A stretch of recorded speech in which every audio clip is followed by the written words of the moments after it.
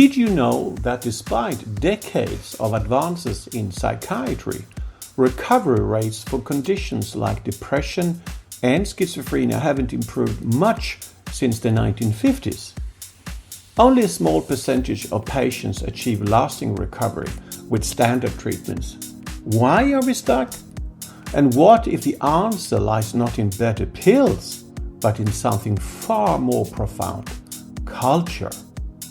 Today I'll explain why mainstream psychiatry often fails to heal mental illness and how culturally specific courses designed by and for communities are rewriting the rules of mental health care. Mainstream psychiatry isn't broken, but it is misaligned. Here's how. First, there is the biomedical blind spot. For decades, psychiatry has prioritized the biomedical model: reduce mental illness to chemical imbalances, prescribe pills, and repeat. This approach treats patients like malfunctioning machines, ignoring their stories, relationships, and cultural contexts. Antidepressants might boost serotonin, but they can't address why a Sami reindeer herder feels disconnected from ancestral land, a known driver of depression in Arctic communities. Worse, this model implies powerlessness. If depression is just brain chemistry, why bother with therapy or community healing? This narrative can actually increase hopelessness. Second, there is a context crisis. Psychiatry often focuses on symptom checklists while ignoring patients' lives. Imagine a Maori patient told to try mindfulness without acknowledging their family's trauma from colonial land seizures, or a Crimean Tatar refugee prescribed antipsychotics without addressing their displacement grief. The system is set up to ask, "What's wrong with you?" instead of, "What happened to you?" Third, there's the coercion problem. Mainstream psychiatry still leans on involuntary treatment and institutionalization tools rooted in old asylums. For Indigenous communities with histories of colonial violence, like forced assimilation schools, this triggers deep mistrust. Why seek help if it feels like another form of control? Now, the good news: communities worldwide are reclaiming mental health care through courses that blend their wisdom with psychiatric science. Here's how it works. Instead of sidelining patients, culturally specific courses turn them into partners. For example, Sami developed programs in Norway train elders to lead wilderness therapy. Instead of clinics, healing happens in traditional tents, integrating reindeer herding rituals with cognitive behavioral techniques. The result? Teen suicide rates have dropped in pilot regions.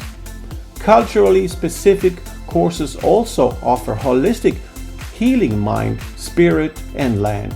Western psychiatry splits mental health from spirituality and ecology, but that divide doesn't make sense in many cultures.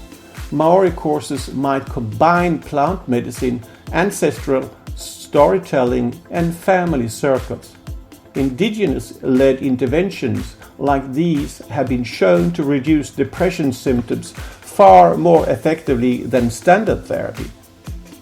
Language is another powerful tool. Mainstream therapies often fail in translation. In Greenland, online platforms offer courses in Inuit dialects using metaphors like weathering emotional storms instead of clinical jargon. Engagement rates are much higher compared to resources in the colonial language. Some skeptics wonder if this is just feel-good activism or if it actually works. The evidence is strong. Culturally adapted therapies have been shown to cut relapse rates and reduce stigma faster than generic campaigns.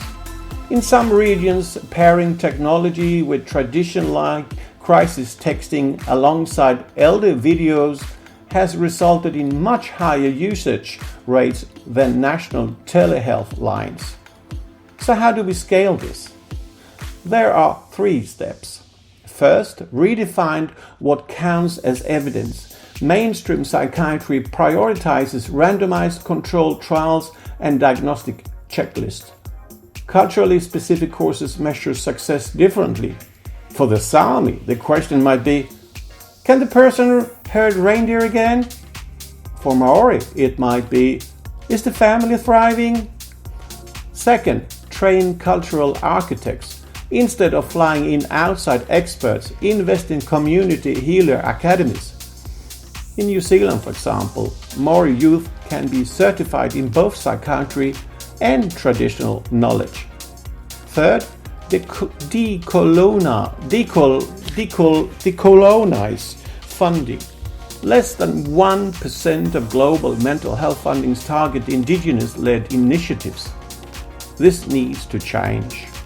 When communities control budgets, they create more school-based programs and culturally relevant support than state plans ever could. Mainstream psychiatry's biggest flaw isn't science. It is solitude. By divorcing illness from culture, it's like treating a fish without water. But from the Arctic tundra to the outback, communities are proving there is another way. Courses that heal not just minds but histories. The future of mental health care isn't in a pill bottle. It's in the stories we inherit, the language we speak, and the culture we fight to preserve.